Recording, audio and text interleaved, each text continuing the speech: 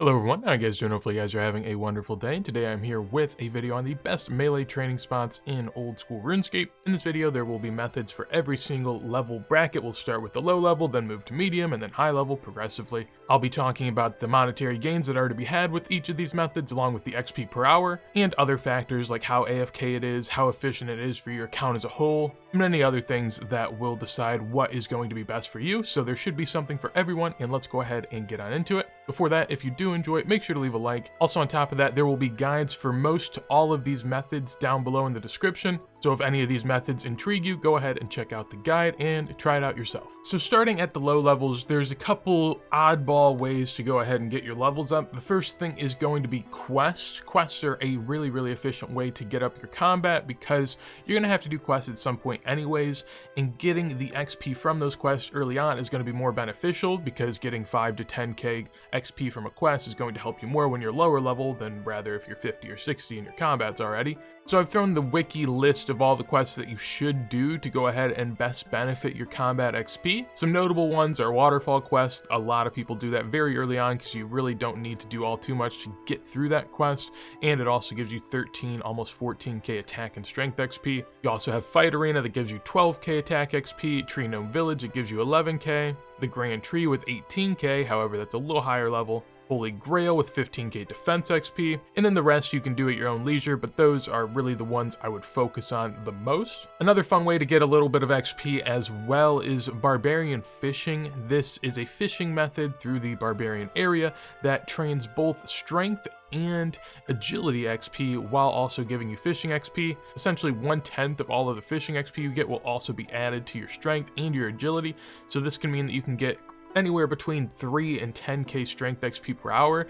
Now that isn't that much strength XP, but when you consider that it's just passive XP you're getting for doing another skill anyways, it is going to be helpful. And in addition to that, agility is a really annoying skill, so to be able to get some good agility XP is very helpful. It's definitely something I do to start off my Iron Man accounts every single time I give them a run. Then we have Hill Giants and Moss Giants. These ones are free to play, accessible, and a good low level way of being able to get up your XP, along with get some drops as well. Whenever you're killing these, they're going to drop big bones every single time, so if you don't have much GP on your person, throwing those into a bank or selling them at the Grand Exchange can be very helpful.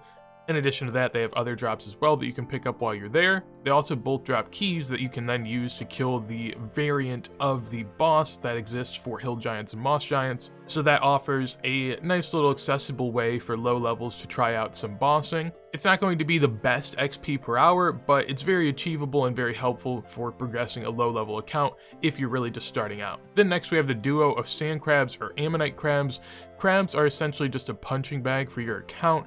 They have no defensive stats and just have varying amounts of HP. Sand crabs are the lower level version and ammonite crabs are the higher level version that have more HP on the character. Sand crabs really don't offer you anything extra other than the XP that you will be getting there. Ammonite crabs, however, can drop fossils whenever you're killing them, and those fossils can be then turned in through the museum in Varrock, and you can get sort of XP rewards once you complete displays down below. Once you complete those displays, you can get lamps for completing them, and that will also then progress your character further as well. Really AFK methods that offer great XP for basically any level that wants to go kill them. Then moving on to the med level of the game, the first method I want to talk about is Nightmare Zone. Nightmare Zone is a place that is filled with quest bosses that you have previously already killed, but you can throw them all back into a room and start killing them again. This place is so AFK, it's very enjoyable in that sense that you don't have to really put in too much effort. You just stand in the room and there's endless waves of bosses that just keep flowing towards you,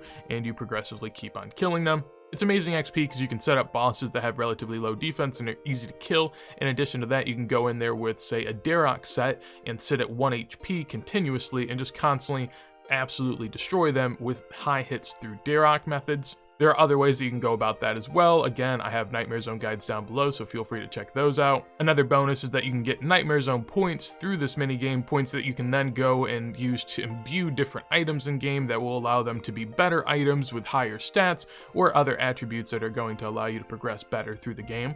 Then an underrated med level method is using the Vigors chain mace in the wilderness. Essentially, the Vigors chain mace is a dragon scimitar with a 50% increase to the DPS that it deals, only when you're using it in the wilderness and when it is charged with Ethereum. it can max out at 140 to 150k XP per hour. Now it depends where you're using it at. If you want to go ahead and use it at the Elder Chaos Druids, which is what I recommend, it can be very, very efficient there because those things have very high HP, and so you can kind of just absolutely destroy them continuously without having to run around between monsters.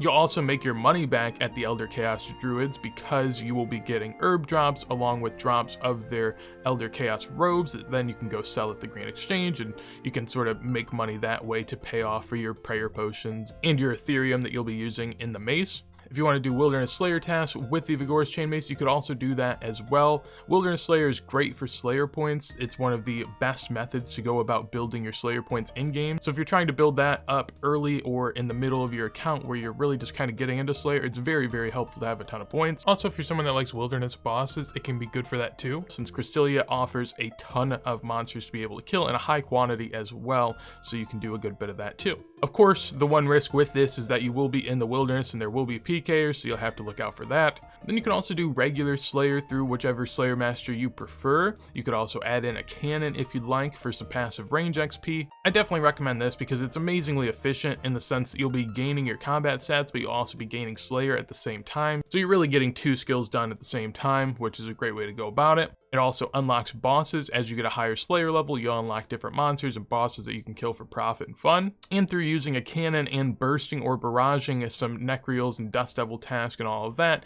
you can get a holistic approach to your account. So instead of just training melee, there will be times where it's more beneficial to train range or mage, and it'll really build up your account in a much more organic form than most other methods here on this list. Then once you get far enough through Slayer, at 75 Slayer, you can then kill Gargoyles, and this is a great way to go about getting yourself some money while also doing your melee training. You can get about 5 to 800k per hour, and if you have the unlock to automatically be able to kill the Gargoyles with your rock hammer at the end, this can be pretty AFK as well, so it's a great way to go about being able to make some money and progress your combats at the same time. And that will be the theme that will continue into the high level versions of melee training in old school RuneScape. So you can do all the previous ones that I talked about for high level as well, but there are some really, really good money making methods that you could do also.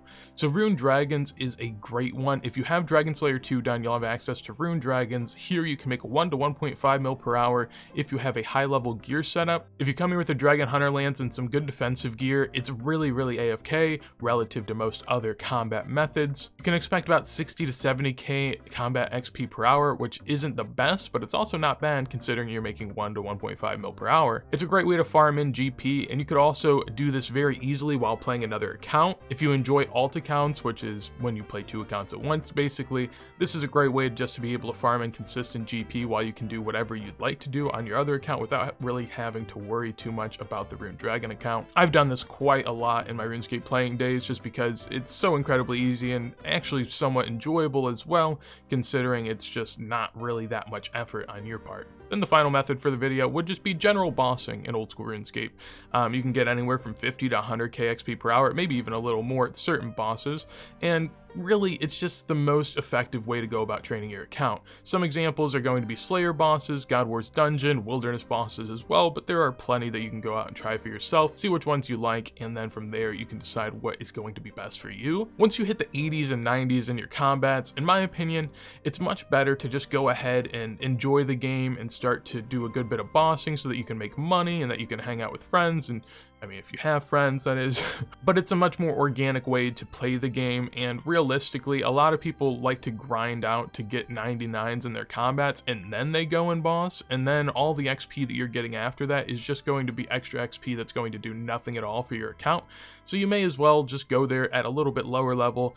You'll still be easily able to kill the bosses you want to kill with 80s and 90s in your combats. It'll take a little longer, sure, but along the way, you'll be getting your skills up and you won't have to dedicate time solely to doing that. So when you look at it through a holistic lens, it really is the most efficient because you'll make great money, you can hunt boss pets, you can go with your friends, and it's very interactive and an enjoyable way to approach the game rather than sitting at Nightmare Zone until you get 99s in all your combats, and then you don't know what to do at all with them. So hopefully you guys enjoyed the video. If you did, make sure to leave a like. Tons of guides in the description down below, along with a link to my Discord channel if you want to check that out and join the community. And if you want to see more videos like this as soon as I go live, make sure to subscribe. But with that said, hopefully you have a wonderful day, and peace.